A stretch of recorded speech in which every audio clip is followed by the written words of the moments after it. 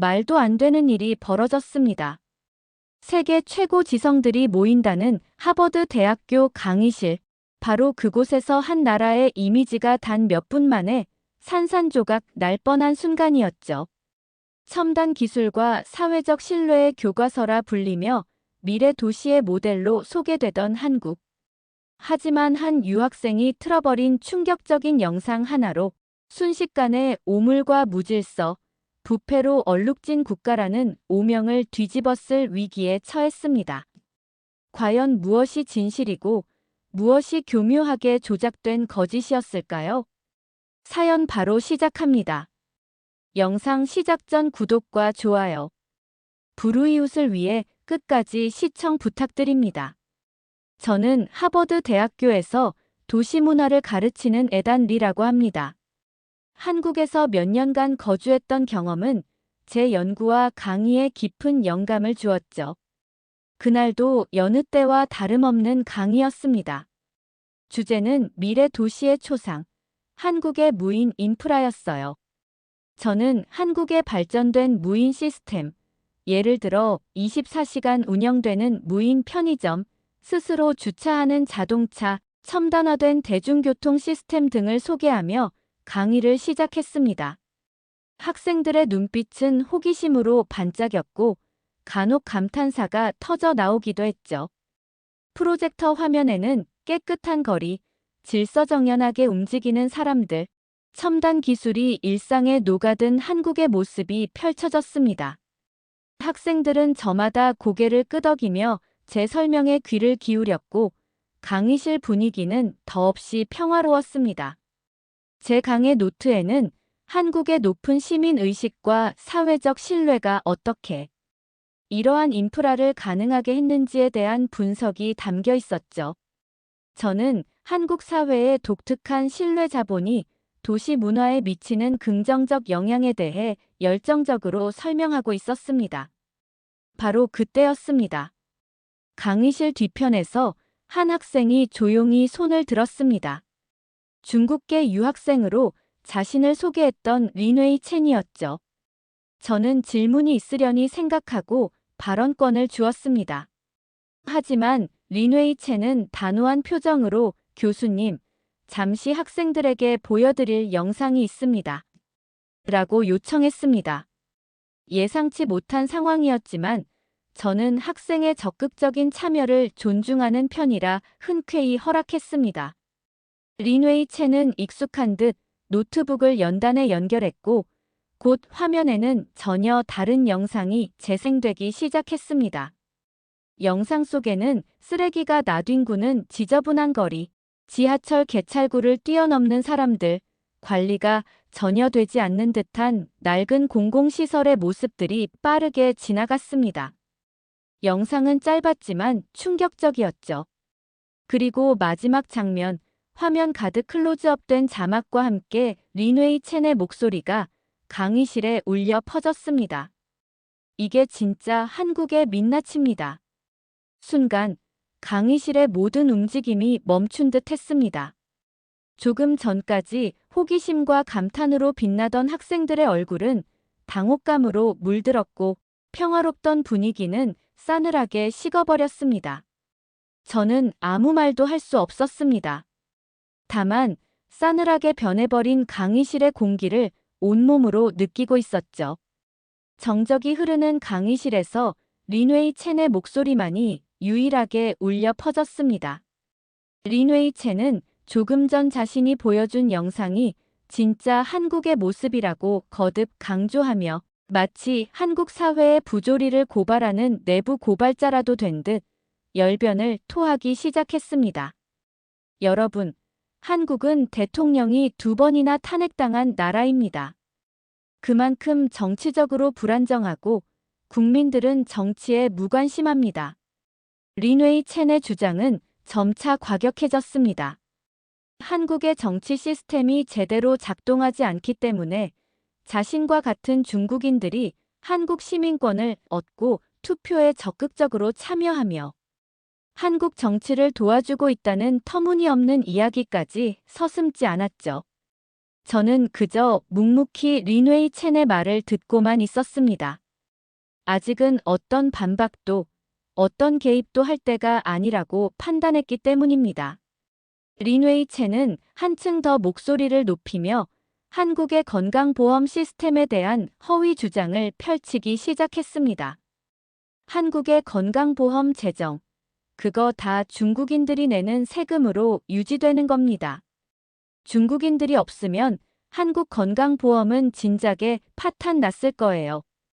강의실 곳곳에서 작은 웅성거림이 시작되었습니다. 일부 학생들은 믿을 수 없다는 표정으로 서로를 쳐다보았고 몇몇은 고개를 갸웃거리며 린웨이 첸의 주장에 의문을 표하는 듯 했습니다. 하지만 린웨이 첸은 아랑곳하지 않고 자신의 주장을 밀어붙였습니다. 솔직히 말해서 중국이 아니면 한국은 지금의 시스템조차 유지하기 어렵습니다. 경제적으로도 사회적으로도 중국에 크게 의존하고 있는 것이 현실이니까요. 린웨이 첸의 발언 수위는 점점 더 높아져 갔고 그 확신에 찬 태도는 오히려 기이하게 느껴질 정도였습니다. 그 순간 한 학생이 작은 목소리로 옆자리 친구에게 물었습니다. 저거 진짜야? 그 물음은 강의실의 웅성거림을 더욱 증폭시켰습니다. 학생들은 혼란스러워했고 저는 그 모든 상황을 지켜보며 이제 제가 나서야 할 때가 다가오고 있음을 직감했습니다.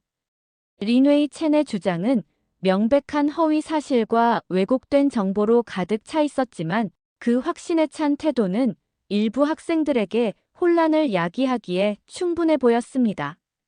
저는 깊은 한숨을 속으로 삼키며 다음 행동을 준비해야 했습니다. 린웨이 첸의 발표가 끝난 후 강의실에는 무거운 정적이 감돌았습니다. 마치 진공 상태가 된 것처럼 어떤 소리도 들리지 않았죠. 저는 여전히 아무 말 없이 프로젝터 화면을 지켜보았습니다. 화면에는 린웨이 첸이 마지막으로 띄워놓은 이게 진짜 한국의 민낯입니다라는 자막만이 덩그러니 남아 이 불편한 상황을 더욱 강조하는 듯 했습니다. 저는 천천히 고개를 들어 학생들의 표정을 하나하나 살폈습니다. 조금 전까지 호기심과 흥미로 가득 찼던 얼굴들은 이제 당혹감, 불신, 그리고 약간의 분노까지 뒤섞인 복잡한 감정들을 드러내고 있었습니다. 특히 강의실 뒤편 창가 자리에 앉아있던 박하늘이라는 한국 유학생의 굳은 표정이 눈에 들어왔습니다. 박하늘은 두 주먹을 쥔 채 입술을 깨물고 있었는데 그 모습에서 깊은 모멸감과 안타까움이 동시에 느껴졌습니다. 저는 필기를 하던 펜을 가만히 내려놓았습니다. 지금은 어떤 기록보다 학생들의 반응과 이 상황의 본질을 정확히 파악하는 것이 중요하다고 생각했기 때문입니다. 린웨이 첸은 자신의 발표가 대단한 성공이라도 거둔 것처럼 자신감 넘치는 표정으로 자리로 돌아갔습니다. 그 의기양양한 태도는 강의실의 싸늘한 공기와 극명한 대조를 이루었죠. 마치 홀로 승전가를 부르는 장수 같았달까요? 강의실은 이제 단순한 침묵을 넘어 차가운 공기와 묘한 긴장감에 휩싸였습니다. 학생들은 서로 눈치를 보며 어쩔 줄 몰라 했고 몇몇은 작은 목소리로 소곤거리기 시작했습니다. 그 소곤거림조차 이 무거운 공기 속에서는 마치 큰 외침처럼 느껴질 정도였습니다. 저는 이 불편한 침묵을 깨야 한다는 것을 알았지만 서두르고 싶지는 않았습니다. 이 상황을 어떻게 풀어가야 할지, 그리고 학생들에게 어떤 메시지를 전달해야 할지 신중하게 고민해야 했죠. 린웨이 첸의 주장에 담긴 명백한 오류들을 지적하는 것은 어렵지 않았습니다. 하지만 단순히 오류를 수정하는 것을 넘어 이 사건이 학생들에게 건설적인 토론과 비판적 사고의 중요성을 깨닫게 하는 계기가 되기를 바랐습니다. 잠시 후 저는 천천히 자리에서 일어나 연단으로 향했습니다. 학생들의 시선이 일제히 제게로 쏠리는 것이 느껴졌습니다. 연단에 선 저는 잠시 숨을 고른 뒤 차분하지만 단호한 목소리로 린웨이 첸에게 질문을 던졌습니다. 린웨이 첸 학생, 방금 보여준 영상의 출처가 정확히 어디인가요? 영상에 등장하는 장소나 시점에 대한 구체적인 정보가 있다면 함께 공유해주면 좋겠습니다. 제 질문은 공격적이거나 비난하는 어조가 아니었습니다. 그저 사실 확인을 위한 정중한 요청이었죠. 하지만 린웨이 첸은 제 질문에 순간적으로 당황한 기색을 보였습니다. 자신만만한 표정은 온데간데 없고 눈동자가 불안하게 흔들리는 것이 느껴졌습니다. 저는 린웨이 첸이 대답을 준비하는 동안 화면에 떠 있는 영상의 한 장면을 가리키며 말을 이어갔습니다. 제가 보기에는 영상 속 지하철역의 구조가 중국 충칭의 특정 지하철역과 매우 유사해 보입니다. 특히 기둥의 형태나 안내판의 디자인이 그런데 혹시 이 부분에 대해 알고 있는 것이 있습니까? 이어서 저는 다른 장면에 등장하는 한글 간판을 지적했습니다. 그리고 저기 보이는 호장실이라는 표기는 한국의 표준 맞춤법에 어긋납니다. 화장실이 맞는 표기죠. 물론 간판에 오타가 있을 수도 있겠지만 여러 정황을 고려할 때 조금 의심스러운 부분이 있습니다. 제 지적은 구체적이었고 근거를 기반으로 했습니다. 린웨이 첸은 더욱 당황하며 시선을 피하기 시작했습니다. 잠시 머뭇거리던 린웨이 첸은 마침내 작은 목소리로 대답했습니다. 그 영상은 온라인에서 찾은 여러 영상들을 편집한 것 같습니다. 정확한 출처는 지금 바로 확인하기 어렵습니다. 그 대답은 사실상 자신의 영상이 신뢰할 만한 자료가 아님을 시인하는 것과 다름없었죠. 강의실에는 다시 한번 미묘한 술렁임이 일었습니다. 학생들은 이제 린웨이 첸의 주장에 대해 더욱 깊은 의구심을 갖기 시작한 듯 했습니다. 저는 조용히 고개를 끄덕인 후 린웨이 첸을 바라보며 말했습니다. 그렇군요. 그럼 저도 학생들에게 영상 하나를 보여드리겠습니다. 저는 미리 준비해둔 USB를 노트북에 연결하며 차분하게 다음 단계를 준비했습니다. 이제부터는 감정이 아닌 명확한 사실과 증거로 이야기할 시간이었습니다. 제 노트북에서 재생된 첫 번째 영상은 서울 지하철 2호선 삼성역 5번 출구의 모습이었습니다. 수많은 시민이 QR코드를 이용해 개찰구를 통과하는 장면, 깨끗하게 관리된 승강장의 모습이 화면 가득 펼쳐졌습니다. 학생들은 숨을 죽이고 화면에 집중했죠. 이어서 영상은 공공화장실 내부를 비췄습니다. 청결하게 유지된 공간, 최신식 비데와 다이슨 핸드드라이어, 심지어 간단한 위생용품을 구매할 수 있는 무인 자판기까지 설치된 모습은 린웨이 첸이 보여준 영상과는 극명한 대조를 이루었습니다. 저는 영상을 잠시 멈추고 설명했습니다. 이것이 현재 서울의 일반적인 지하철역과 공공화장실의 모습입니다. 물론 모든 곳이 이렇다고 단언할 수는 없겠지만 적어도 우리가 지향하고 유지하려 노력하는 수준이라고 할 수 있죠. 다음으로 저는 한국의 무인 택배함 시스템을 소개하는 영상을 보여주었습니다. 24시간 안전하게 택배를 보관하고 찾을 수 있는 이 시스템은 특히 1인 가구가 많은 현대 도시 생활에 매우 유용한 서비스입니다. 이어서 버스 정류장에 설치된 프린터와 휴대폰 충전 시설, 그리고 공항이나 주요 관광지에서 외국인들의 편의를 돕는 AI 안내 로봇의 모습도 공개했습니다. 학생들의 표정은 점차 놀라움과 흥미로 바뀌어 갔습니다. 마지막으로 저는 한국 건강보험 재정에 관한 통계 자료를 화면에 띄웠습니다. 린웨이 첸 학생이 언급한 건강보험 문제에 대해 정확한 정보를 공유하고자 합니다. 이 자료는 대한민국 보건복지부 공식 통계입니다. 화면에는 외국인 건강보험 가입자의 부당 수급 사례와 그로 인한 연간 재정 손실액 약 1조 9천억 원이라는 구체적인 숫자가 명시되어 있었습니다. 저는 이 수치가 의미하는 바를 차분히 설명했습니다. 물론 모든 외국인 가입자가 제도를 악용하는 것은 아닙니다. 하지만 일부 악용 사례로 인해 건강보험 재정에 상당한 부담이 발생하는 것은 부인할 수 없는 사실입니다. 강의실은 다시 한번 정적에 휩싸였습니다. 이번에는 불쾌한 침묵이 아니었죠. 진지한 고민과 성찰의 분위기였습니다. 몇몇 학생들은 자신의 휴대폰을 꺼내 무언가를 검색하기 시작했습니다. 아마도 제가 제시한 정보들의 사실 여부를 직접 확인하려는 듯 했습니다. 저는 그들의 행동을 제지하지 않았습니다. 스스로 정보를 찾고 판단하는 과정이야말로 진정한 교육의 시작이니까요. 제가 준비한 영상 자료들과 통계 수치에 대한 설명이 모두 끝난 후 강의실 뒤편에서 조용히 손이 올라왔습니다. 조금 전까지 굳은 표정으로 입술을 깨물며 모든 상황을 지켜보고 있던 한국 유학생, 바로 박하늘이었습니다. 박하늘의 얼굴에는 여전히 긴장한 기색이 역력했지만 그 눈빛만큼은 이전보다 훨씬 단호하고 또렷하게 빛나고 있었죠. 저는 박하늘에게 시선을 보내며 부드럽게 발언을 허락했습니다. 네, 박하늘 학생. 말씀하세요.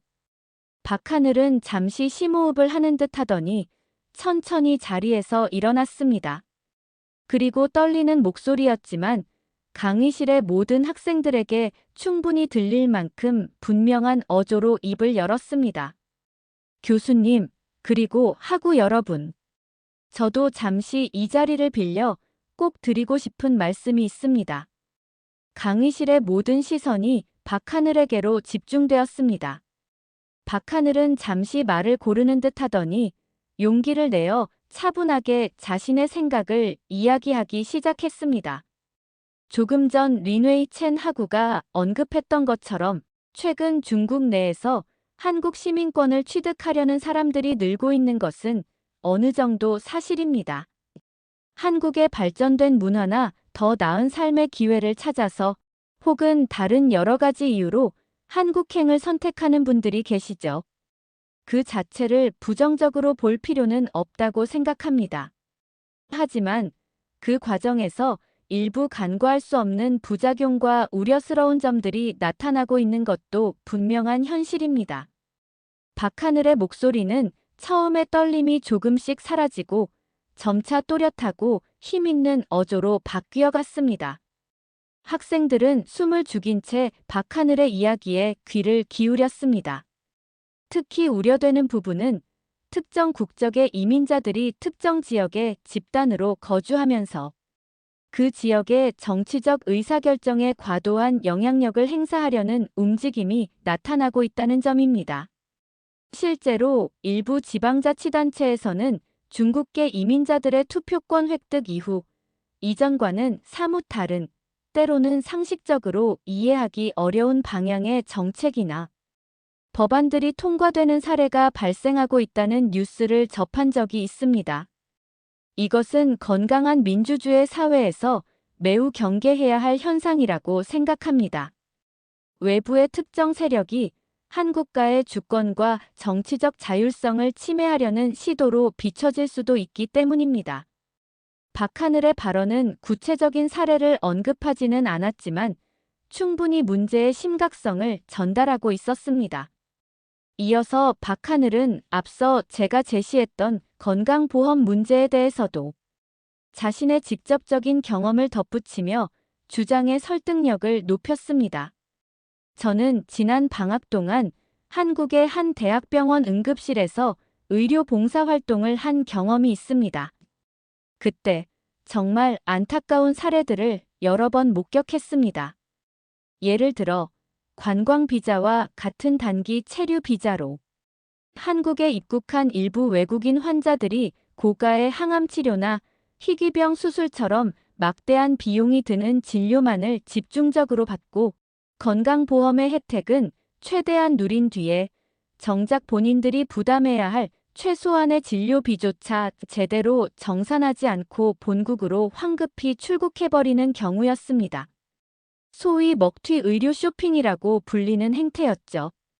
물론 제가 만났던 대다수의 외국인 환자분들은 그렇지 않았습니다.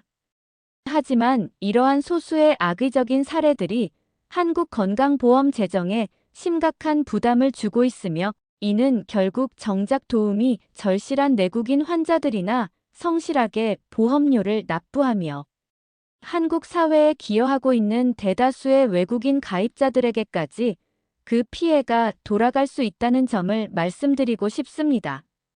박하늘의 진솔하고 용기 있는 이야기는 강의실의 분위기를 다시 한번 숙연하게 만들었습니다. 교수인 저 역시 한 명의 평범한 유학생이 자신의 생각과 경험을 이렇게 용기 있게 이야기하는 모습에 깊은 감명을 받지 않을 수 없었죠. 학생들은 마치 약속이라도 한 듯 박하늘의 말 한마디 한마디에 온전히 집중하며 경청했습니다.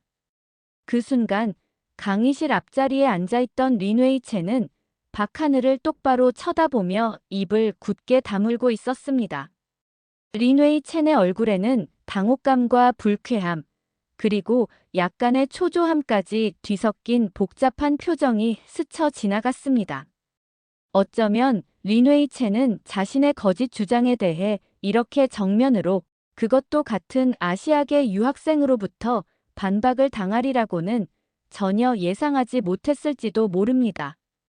박하늘의 용기 있는 목소리는 차갑게 얼어붙었던 강의실의 공기를 조금씩 녹이며 진실을 향한 열망을 다시 한번 일깨우고 있었습니다.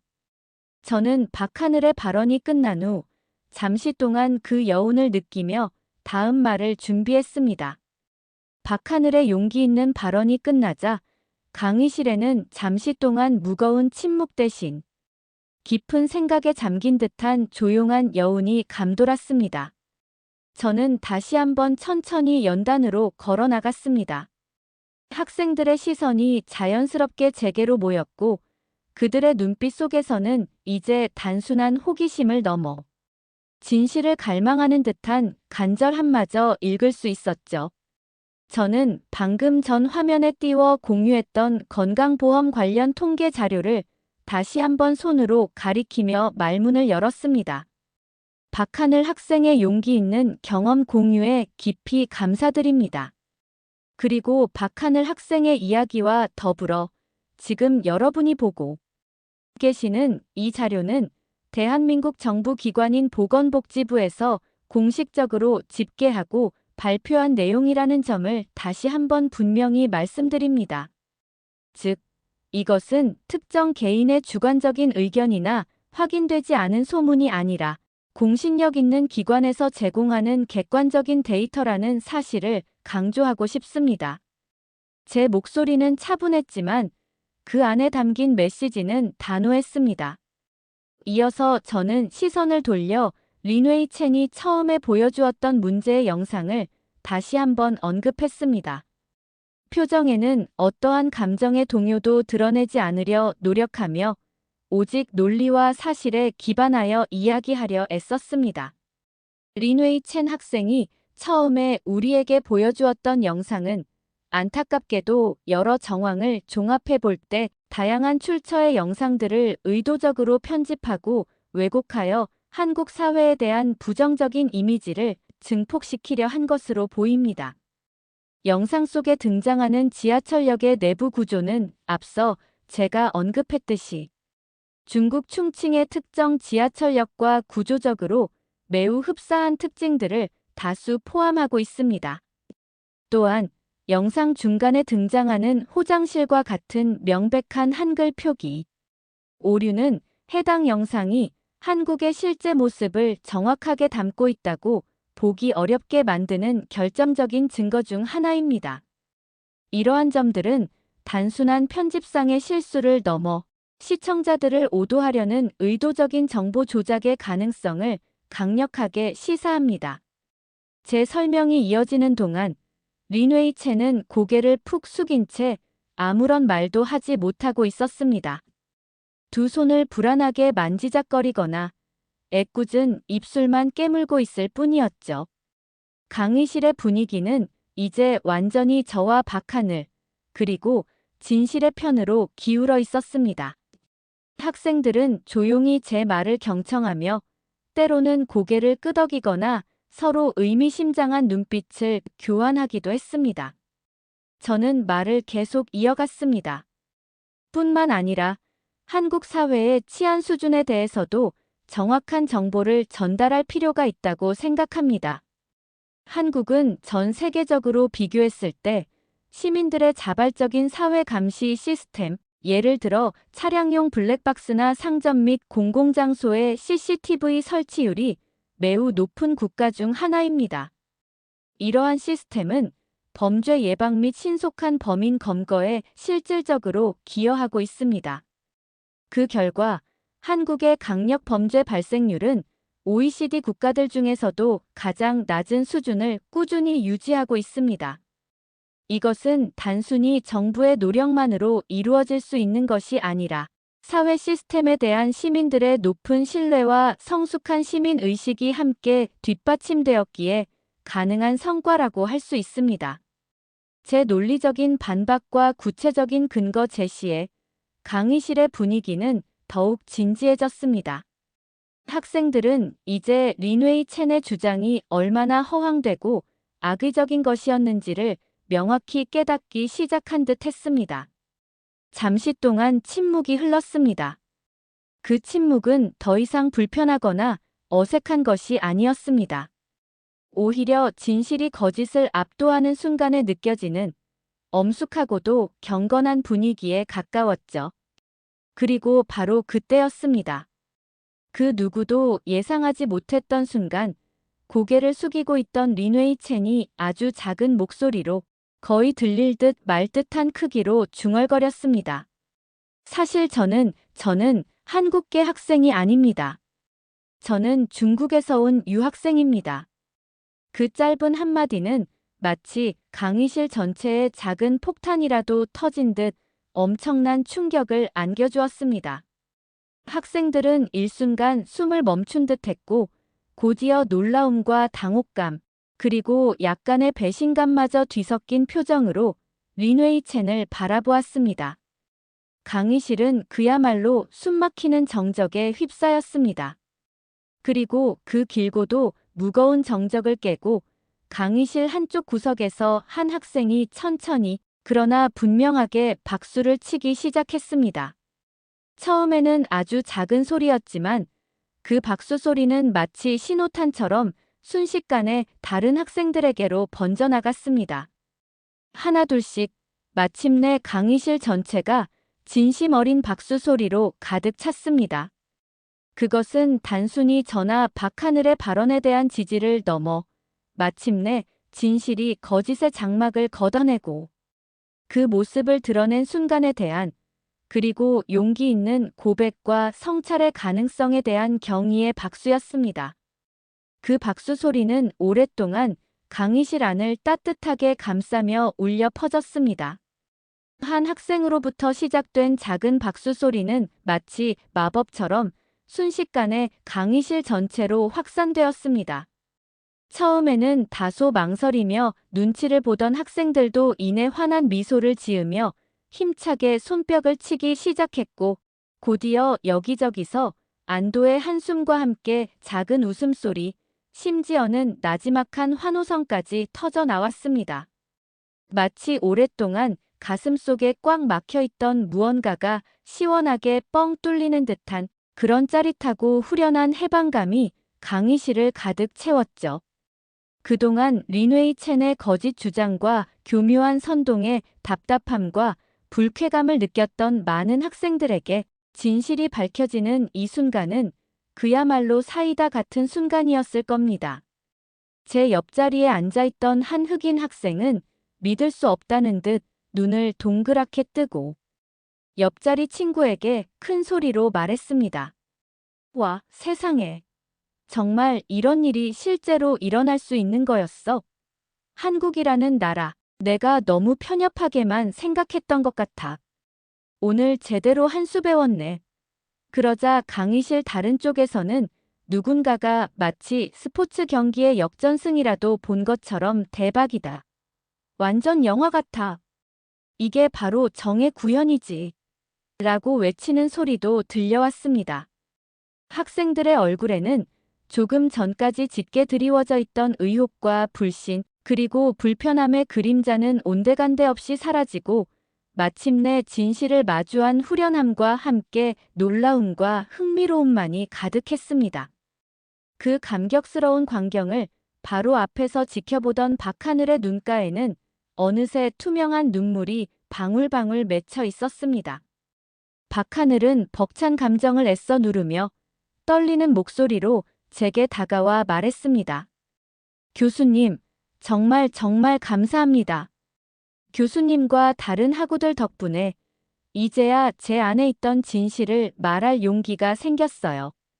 제 조국이 이렇게 터무니없는 오해와 거짓 정보로 인해 부당하게 폄훼당하는 것을 더 이상 보고만 있을 수는 없었습니다. 저는 그런 박하늘의 어깨를 가볍게 두드려주며 따뜻한 격려의 말을 건넸습니다. 박하늘 학생, 정말 용기 있었어요. 박하늘 학생의 진솔한 이야기가 없었다면 오늘 이 진실이 이렇게 명확하게 밝혀지기는 어려웠을 겁니다. 정말 고맙습니다.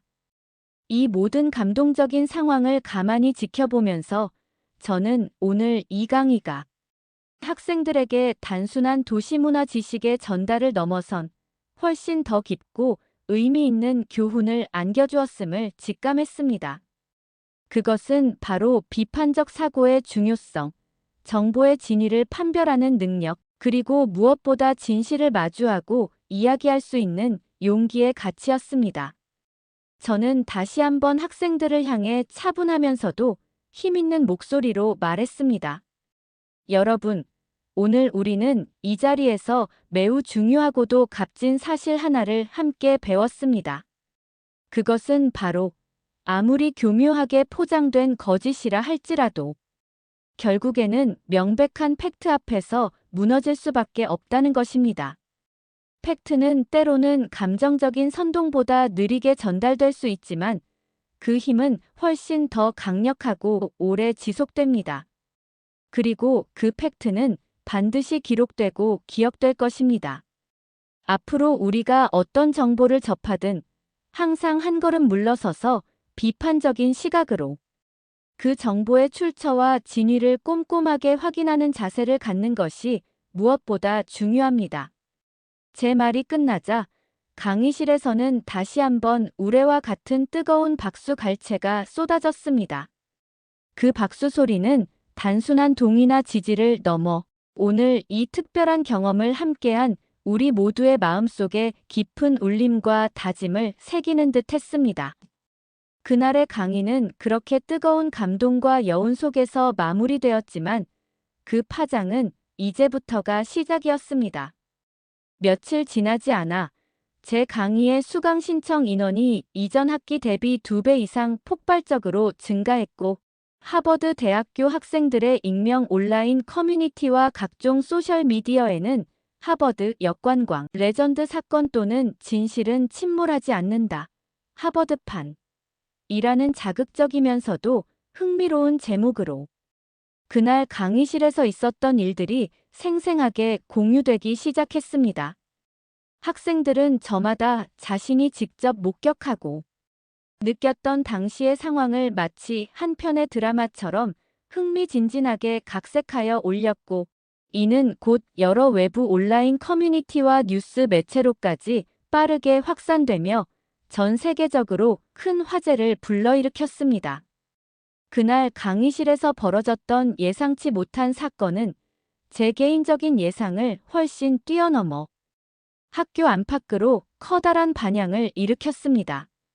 하버드 대학교 행정처에서도 이 사건의 교육적 의미와 긍정적인 파급 효과를 매우 중요하게 받아들였고 얼마 지나지 않아 제게 파격적인 제안을 하나 해왔습니다.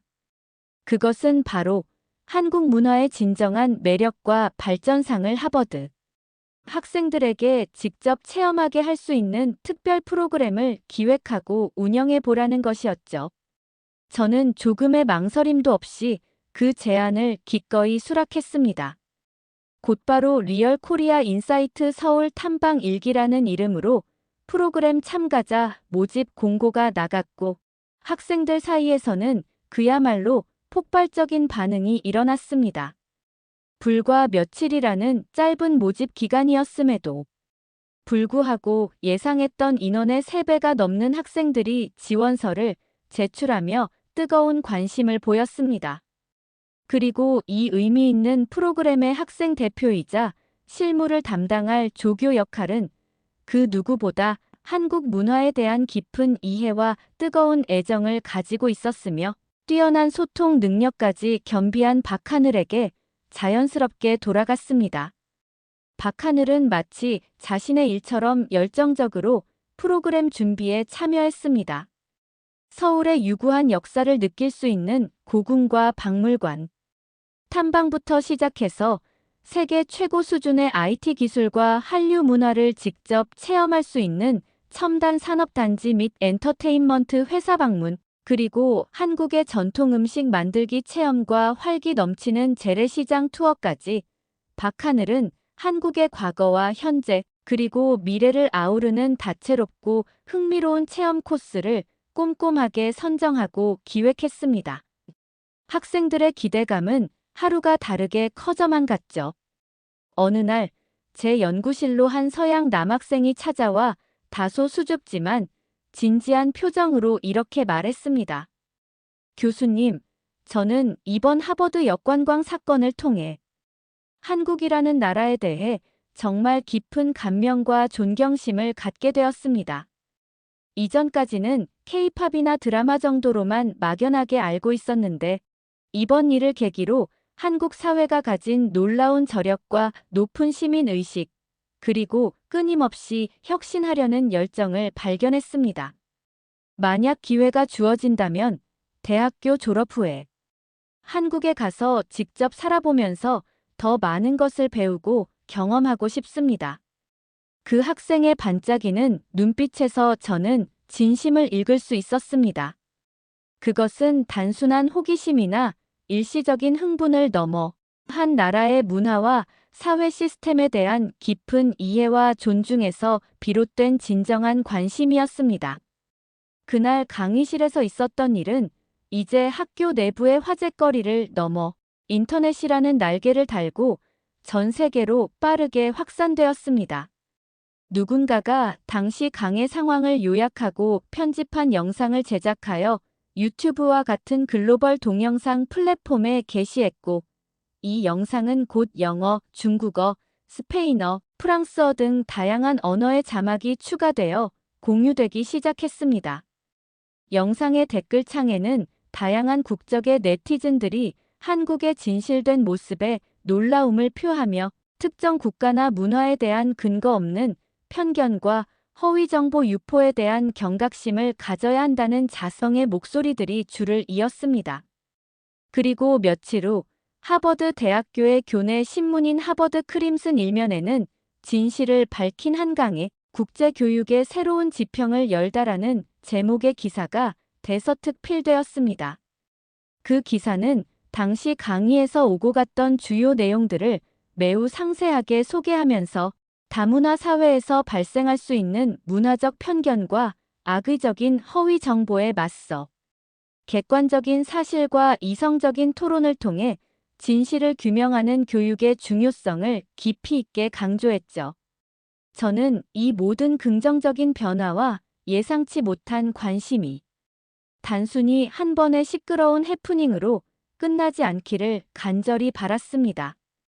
이 사건이 우리 하버드 학생들뿐만 아니라 전 세계의 젊은이들이 비판적인 사고와 열린 마음으로 다양한 문화를 이해하고 존중하며 나아가 더 나은 세상을 만드는 데 기여하는 작은 계기가 될 수 있기를 진심으로 희망했습니다.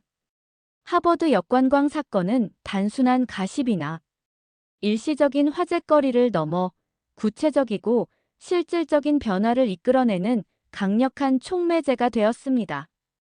가장 먼저 가시적인 성과를 보인 것은 하버드 대학교와 서울에 위치한 유수의 명문 대학들 간의 공동 학술, 교류 및 학생 교환 프로그램 추진이었습니다. 이전까지는 다소 미미했던 양교 간의 교류 협력이 이 사건을 계기로 급물살을 타기 시작한 것이죠. 양국의 학생들이 서로의 캠퍼스에 머물며 상대방의 문화를 깊이 이해하고 공동 연구 프로젝트를 진행하며 학문적 시야를 넓힐 수 있는 매우 의미 있는 기회가 될 것이라는 기대감이 높았습니다.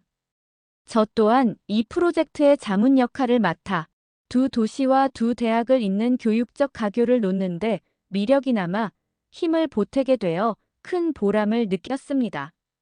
학교 차원에서는 이 사건을 계기로 글로벌 리더십과 문화적 감수성, 함양이라는 목표 아래 다양한 국적의 저명한 학자들과 전문가들을 초청하여 특별 강연 시리즈를 기획했습니다. 그 중에서도 특히 주목받았던 것은 한국의 첨단 무인 시스템과 사회적 신뢰, 자본 교육적 시사점과 미래 전망이라는 주제로 열린 연속 강연이었습니다. 한국의 혁신적인 기술 발전과 더불어 그것을 가능하게 한 높은 수준의 시민 의식과 사회적 신뢰가 다른 국가의 교육 현장과 사회 시스템 발전에 어떤 긍정적인 영감과 실질적인 교훈을 줄 수 있는지 심도 있게 논의하는 자리였죠. 이 강연들은 매회 만석을 기록하며 하버드 학생들과 교직원들로부터 엄청난 호응을 얻었고 한국의 다이나믹하고 혁신적인 면모를 국제적으로 널리 알리는 데 크게 기여했습니다. 얼마 지나지 않아 저는 국제연합본부로부터 공식 초청 강연 제의를 받게 되었습니다. 다문화 사회에서의 공공윤리 교육 및 상호문화이해 증진의 성공적인 실제 사례로서 그날 하버드 강의실에서 있었던 일을 전 세계 외교관들과 국제기구 관계자들 앞에서 소개해 달라는 내용이었습니다. 개인적으로는 크나큰 영광이었지만 동시에 국제적인 무대에서 저의 경험과 생각을 공유해야 한다는 사실에 무거운 책임감과 사명감을 느끼지 않을 수 없었습니다. 한편 그날의 또 다른 주인공이었던 박하늘에게도 놀랍고도 영광스러운 기회가 찾아왔습니다. 바로 세계적인 지식 공유 플랫폼인 TED의 강연자로 공식 초청받아 무대에 서게 된 것이었죠. 박하늘의 강연 주제는 간결하면서도 울림이 있었습니다. 나는 왜 침묵을 깨고 진실을 말하게 되었나? 지극히 평범했던 한 명의 유학생이었던 박하늘이 어떤 내적인 고민과 갈등을 거쳐 결국에는 불의에 맞서 용기를 내어 진실을 외치게 되었는지 그 솔직하고도 감동적인 과정과 그를 통해 얻은 깊은 성찰을 전 세계의 시청자들과 함께 나눌 예정이었습니다. 박하늘은 강연을 앞두고 가진 한 유력 언론사와의 인터뷰에서 이런 인상적인 말을 남기기도 했습니다. 저는 진실을 말하는 것이 단순히 감정에 휩쓸려 분노를 표출하는 것이라고 생각하지 않습니다. 오히려 진실을 말하기 위해서는 그보다 더 큰 용기, 즉 자신의 안위나 평판에 대한 두려움을 극복하고 이성적으로 상황을 판단하여 한 걸음 앞으로 나아가는 용기가 필요하다고 생각합니다. 그날 저를 움직였던 것은 끓어오르는 분노나 억울함이 아니었습니다. 그것은 바로 제 조국 대한민국에 대한 깊은 애정과 왜곡된 정보로 인해 상처받는 진실을 바로잡아야 한다는 아주 작지만 단단한 용기였습니다. 박하늘의 이 말은 국내외의 많은 사람들에게, 특히 젊은 세대들에게 깊은 울림과 감동을 선사했고 사회 전체에 긍정적인 영향력을 확산시키는 중요한 계기가 되었습니다. 그날 하버드 대학교의 한 평범한 강의실에서 시작되었던 아주 작은 파문이 이토록 거대하고 의미 있는 변화의 물결을 만들어낼 줄은 저 자신도 미처 예상하지 못했습니다. 하지만 한 가지 분명한 것은 진실을 향한 용기 있는 목소리는 언제나 세상을 조금씩이나마 더 정의롭고 더 나은 방향으로 이끌어간다는 변치 않는 진리였습니다. 모든 일이 긍정적인 방향으로 순조롭게 마무리되는 것처럼 보였지만 세상 일이라는 것이 늘 그렇듯 예상치 못한 곳에서 또 다른 시련이 찾아오기 마련이었습니다. 린웨이 첸이 며칠간의 침묵을 깨고 중국의 한 대형 온라인 동영상 플랫폼을 통해 자신의 입장을 해명하고 반박하는 내용의 영상을 기습적으로 유포하기 시작한 것이죠. 그 영상 속에서 린웨이 첸은 시종일관 눈물을 글썽이며 억울함을 호소했습니다. 자신이 당시 하버드 강의에서 악의적인 편집과 짜깁기를 통해 일방적으로 왜곡당했으며 소위 조리돌림과 같은 집단적인 마녀 사냥의 희생양이 되었다고 열변을 토했습니다. 특히 린웨이 첸은 교묘하게 편집된 당시 강의실 영상의 일부만을 발췌하여 보여주면서 자신이 마치 피해자인 것처럼 감정에 호소하는 전략을 사용했습니다.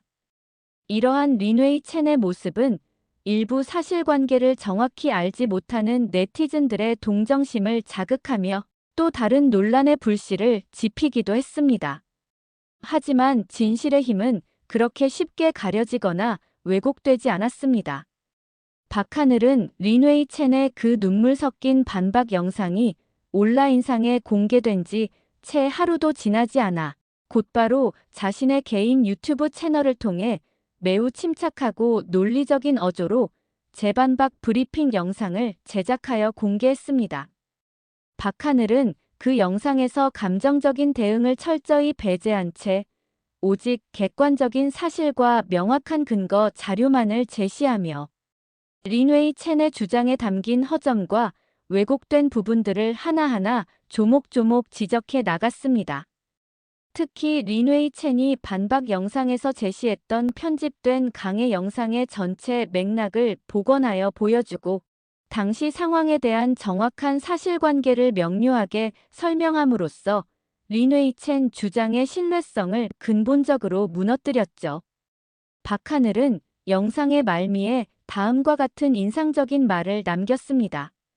저는 그날 하버드 강의실에서 단 한 번도 감정적으로 누구를 비난하거나 설득하려 하지 않았습니다.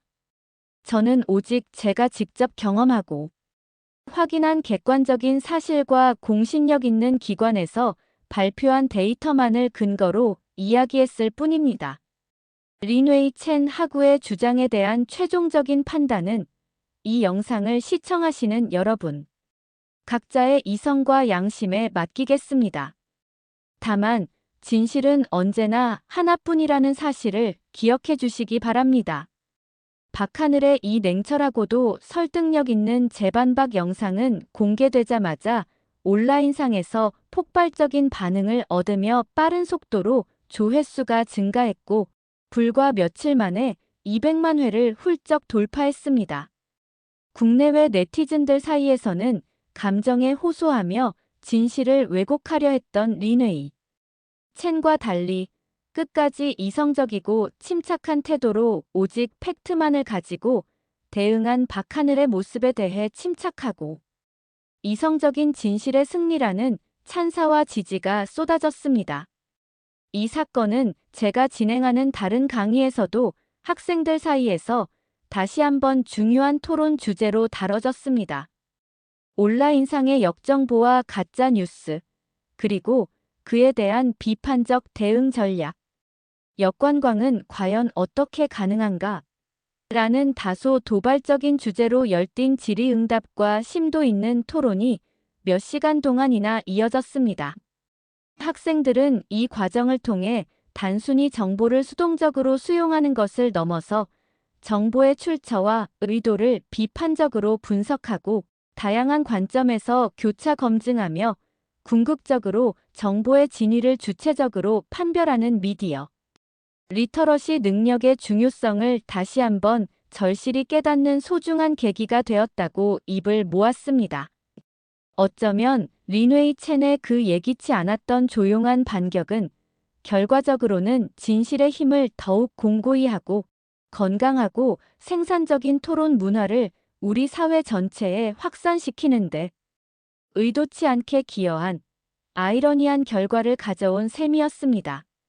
저는 이 모든 소란스럽고도 의미 있는 과정을 바로 곁에서 지켜보면서 어둠이 아무리 짙게 드리워져 있다 할지라도 결국에는 한 줄기 빛을 이길 수 없듯이 교묘하게 포장된 거짓은 결코 명명백백한 진실의 힘을 넘어설 수 없다는 평범하지만 위대한 진리를 다시 한번 가슴 깊이 확인할 수 있었습니다. 린웨이 첸의 다소 궁색했던 반박 영상과 그에 대한 박하늘의 명쾌하고도 논리적인 재반박 영상은 온라인상의 뜨거운 설전을 넘어 마침내 주류 언론 매체들의 본격적인 관심까지 끌어들이는 기폭제가 되었습니다. 국내외의 여러 유력 언론사들이 이른바 하버드 역관광 사건의 전말과 그 이면에 숨겨진 의미들을 심층적으로 취재하고 분석하여 보도하기 시작했습니다. 그 과정에서 자연스럽게 린웨이 첸의 실제 정체와 신상 정보, 그리고 왜 그토록 무리수를 두면서까지 한국 사회에 대한 부정적인 이미지를 조작하고 유포하려 했는지에 대한 다양한 추측과 배경 설명이 담긴 기사들이 연일 쏟아져 나왔습니다. 일부 탐사 보도 전문 매체에서는 린웨이 첸이 단순한 개인 유학생이 아니라 특정 국가의 정부나 혹은 그와 연계된 특정 단체 및 정치 세력과 조직적으로 연결되어 계획적이고 지속적으로 한국에 대한 왜곡된 정보를 생산하고 유포하는 여론 조작 활동에 깊이 관여했다는 충격적인 의혹을 제기하기도 했죠. 물론 이러한 의혹들이 명확한 증거를 통해 모두 사실로 확인된 것은 아니었지만 그만큼 이 사건이 우리 사회에 던진 파장이 얼마나 크고 심각했는지를 단적으로 보여주는 사례라고 할 수 있었습니다. 예상대로 중국 내에서는 이 사건과 관련된 모든 보도가 당국의 검열 시스템에 의해 철저히 통제되었고 관련 검색어나 기사들은 온라인상에서 순식간에 삭제되었습니다. 하지만 중국 정부의 이러한 정보 통제 노력에도 불구하고 이미 홍콩이나 대만, 그리고 해외에 서버를 둔 독립적인 중화권 언론 매체들과 전 세계 각지에 흩어져 있는 화교 커뮤니티를 중심으로 한 다양한 온라인 플랫폼에서는 연일 이 사건의 진실과 그 의미를 다루는 기사들이 끊임없이 생산되고 공유되며 높은 관심을 이어갔습니다. 특히 이들 매체는 이번 사건을 계기로 표현의 자유와 알 권리, 그리고 정보의 투명성이 민주사회에서 얼마나 중요하고도 핵심적인 가치인지를 다시 한번 강조하며 중국 당국의 폐쇄적인 정보 통제 정책을 우회적으로 비판하는 논조의 기사들을 많이 내보냈습니다. 하버드 대학교 내부에서도 이 사건은 단순한 해프닝을 넘어 향후 유사 사례 발생 시 중요한 참고 자료가 될 만한 의미 있는 교육적 사례로 공식적으로 기록되었습니다. 학교 당국은 이례적으로 신속하게 진상조사위원회를 구성하여 사건의 전말을 면밀히 조사했고 그 결과를 바탕으로 다문화 교육 환경에서의 문화적 편견과 인종차별적 발언, 그리고 악의적인 진실 은폐 시도에 대한 교육적 대응 및 예방 전략 연구라는 제목의 상세한 내부 보고서를 발간했습니다. 이 보고서는 하버드 대학교 내의 모든 단과대학과 부서에 공유되었을 뿐만 아니라 다른 여러 명문 대학들에도 중요한 참고 자료로 제공되어 각급 교육 현장에서 보다 건설적이고 포용적인 토론 문화를 조성하고 학생들의 비판적 사고 능력과 문화적 감수성을 함양하는 데 실질적으로 기여했습니다. 한편 대한민국 정부의 교육부에서는 이 모든 사건의 중심에서 용기 있고 지혜롭게 행동하여 대한민국의 국격과 이미지를 크게 높인 박하늘에게 이례적으로 장관 명의의 감사패를 수여하며 그 용기와 헌신을 공식적으로 격려했습니다. 박하늘은 이제 단순한 하버드 유학생을 넘어 왜곡된 정보에 맞서 진실을 알리고 국익을 수호한 자랑스러운 민간 외교관으로서의 역할을 훌륭하게 수행했다는 국내외의 높은 평가를 받게 되었죠. 떠들썩했던 모든 논란과 사건의 중심에 있었던 린웨이 첸은 결국 자신의 모든 거짓과 의도가 만천하에 드러나자 더 이상 하버드 대학교에서 학업을 이어가는 것이 불가능하다고 판단했는지 조용히 자퇴 신청서를 제출하고 아무런 공식적인 입장 표명 없이 본국으로 황급히 돌아갔습니다. 린웨이 첸의 퇴장은 마치 아무 일도 없었다는 듯 너무나도 조용하고 쓸쓸했지만 린웨이 첸이 남긴 그릇된 주장과 그로 인해 발생했던 수많은 논란, 그리고 우리가 그 과정에서 얻게 된 값진 교훈들은 아주 오랫동안 많은 사람들의 기억 속에 깊이 새겨지게 되었습니다. 이 사건은 결국 한 개인의 비뚤어진 일탈 행위를 넘어 우리가 살아가는 이 복잡한 정보화 시대에 어떻게 거짓과 선동으로부터 진실을 분별하고 그것을 굳건히 지켜나가야 하는지에 대한 매우 중요하고도 시의적절한 사회적 화두를 우리 모두에게 던졌다고 생각합니다. 그날 하버드 강의실에서 겪었던 강렬하고도 특별한 경험은 박하늘이라는 한 평범한 유학생에게 단순한 개인적인 깨달음이나 성장을 넘어 자신이 속한 사회와 공동체를 향한 보다 적극적이고 의미 있는 행동으로 이어지는 중요한 삶의 전환점이 되었습니다.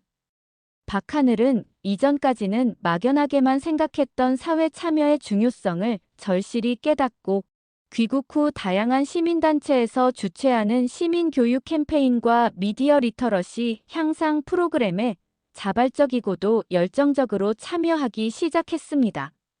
특히 가짜 뉴스의 시대, 정보는 곧 책임이다. 비판적 사고와 현명한 미디어 활용법이라는 주제로 전국의 청소년들과 대학생들을 직접 찾아다니며 진행했던 강연은 매번 뜨거운 호응을 얻었습니다. 박하늘의 진솔하고도 설득력 있는 이야기, 그리고 실제 경험에서 우러나오는 생생한 사례들은 특히 젊은 세대들에게 깊은 공감과 강력한 동기부여를 선사하며 건강한 시민의식과 비판적 사고 능력을 함양하는 데 크게 기여했죠.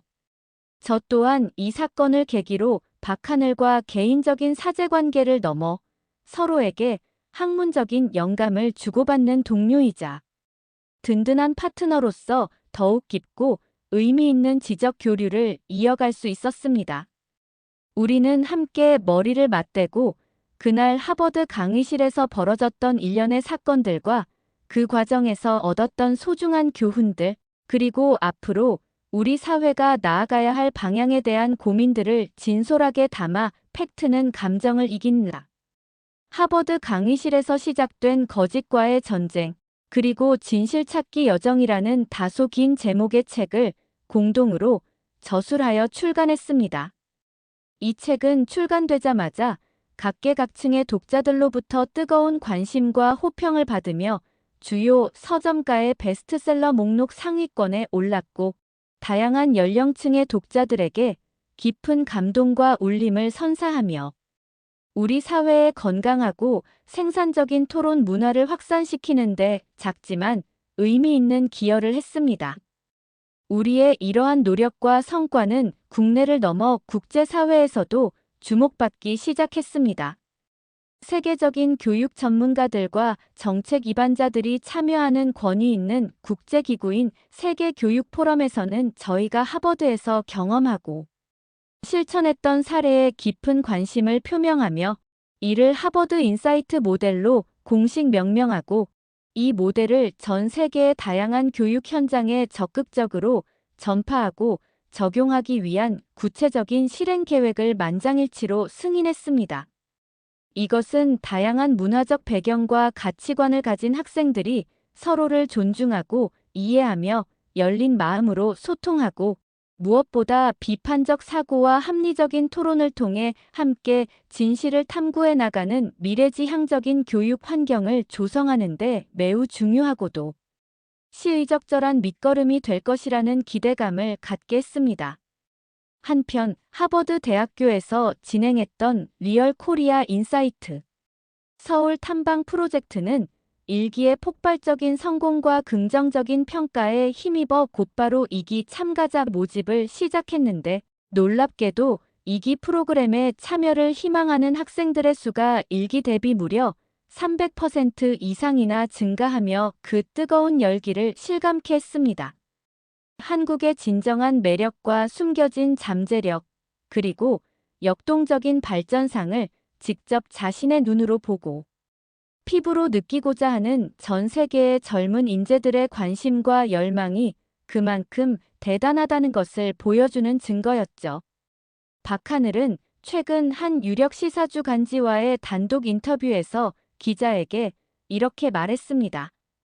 돌이켜보면 그날 하버드 강의실에서 용기를 내어 발언했던 순간 저는 단순히 한국에서 온 유학생 박하늘이 아니었습니다. 어쩌면 저는 그 순간만큼은 제 조국, 대한민국 그 자체였는지도 모릅니다. 제가 지난 수년간 직접 겪고 느끼고 사랑했던 한국의 진짜 모습을, 그리고 악의적인 거짓 정보로 인해 부당하게 왜곡되고 폄훼당하는 진실을 반드시 알려야 한다는 무거운 책임감과 간절한 사명감을 온몸으로 느꼈습니다. 박하늘의 그 진심 어린 말처럼 때로는 역사의 거대한 흐름을 바꾸는 것은 유명한 영웅이나 위대한 지도자가 아니라 자신의 자리에서 묵묵히 진실을 외치는 평범한 한 사람의 작은 용기일 수 있음을, 그리고 그 용기가 개인의 성장을 넘어 우리 사회 전체에 얼마나 크고 긍정적인 변화의 물결을 가져올 수 있는지를 다시 한번 가슴 깊이 깨닫게 되는 순간이었습니다.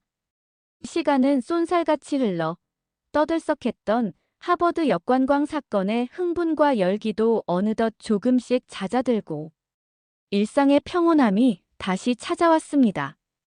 어느덧 길고도 다사다난했던 한 학기가 마무리될 무렵에 어느 늦은 오후, 저는 늘 그랬던 것처럼 텅 빈 강의실에 홀로 남아 지난 학기 동안 진행했던 강의 영상들을 하나하나 꼼꼼하게 다시 점검하고 있었습니다. 모니터 화면 속에는 그날 바로 이 강의실에서 벌어졌던 긴장감 넘치는 순간들, 학생들의 시시각각 변하던 다양한 표정들, 그리고 마침내 진실이 밝혀지던 그 벅찬 순간의 환호성까지 모든 것이 마치 어제 일처럼 생생하게 기록되어 있었죠. 영상을 가만히 보고 있자니 저도 모르게 그날의 기억들이 주마등처럼 스쳐 지나갔습니다. 예상치 못했던 갑작스러운 논쟁의 시작부터 숨막히는 심리전과 극적인 반전, 그리고 그 이후에 폭풍처럼 이어졌던 수많은 놀라운 변화들까지. 정말이지 한 편의 잘 짜인 드라마나 스릴 넘치는 영화를 보는 것 같았던 지난 몇 달간의 시간들이었습니다. 한편 그 사건의 또 다른 중심에 있었던 박하늘은 자신의 그 특별하고도 값진 경험을 바탕으로 하버드 대학교 대학원 과정에서 자신의 전공과 연계하여 새로운 강의를 개설하는 놀라운 성장을 보여주었습니다.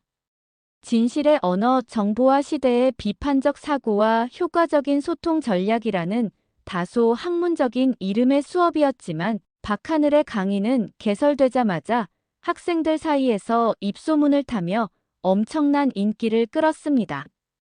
박하늘은 자신의 첫 오리엔테이션 강의에서 수강생들에게 이렇게 말했다고 합니다.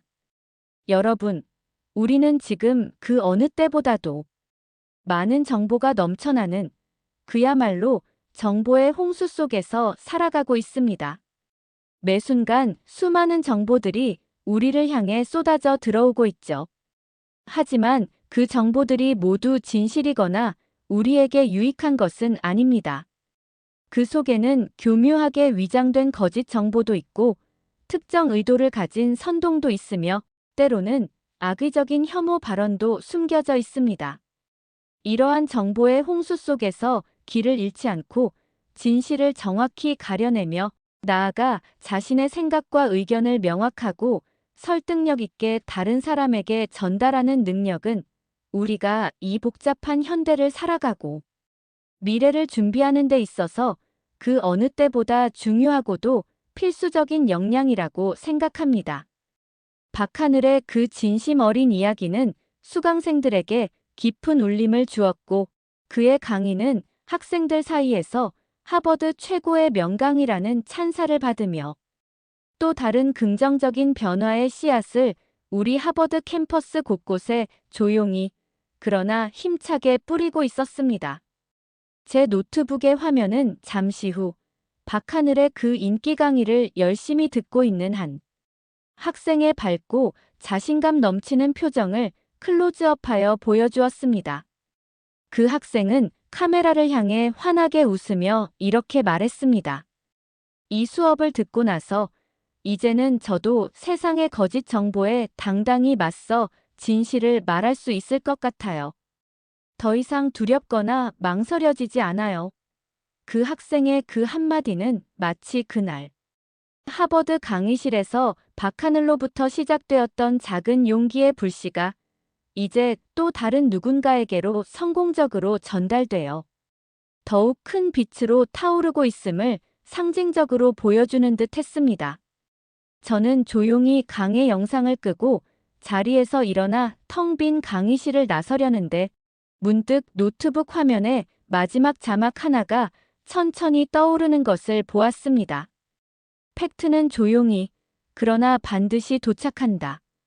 저는 그 문구를 한참 동안 가만히 응시하다가 저도 모르게 고개를 힘차게 끄덕였습니다. 그렇습니다.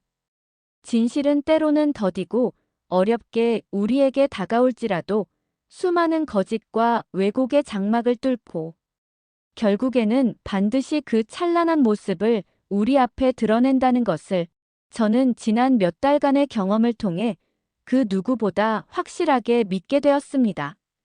어둠이 짙게 드리운 텅 빈 강의실, 어디선가 마치 그날의 그 뜨거웠던 환호성처럼 혹은 진실을 향한 우리 모두의 갈망처럼 조용하면서도 분명한 박수 소리가 제 귓가에 들려오는 듯 했습니다. 그 박수 소리는 아주 오랫동안 제 마음속 깊은 곳에 따뜻하고도 의미 있는 여운으로 남아 있었습니다. 그리고 그날 우리가 함께 배웠던 소중한 교훈은 앞으로도 시간과 공간을 넘어 계속될 것이라는 조용하지만 강한 확신을 제게 안겨주었습니다. 사연자분께 전하고 싶은 말씀이 있으시면 댓글로 남겨주시면 전달해 드리겠습니다. 그러면 더욱 감동적인 다음 사연으로 넘어가겠습니다.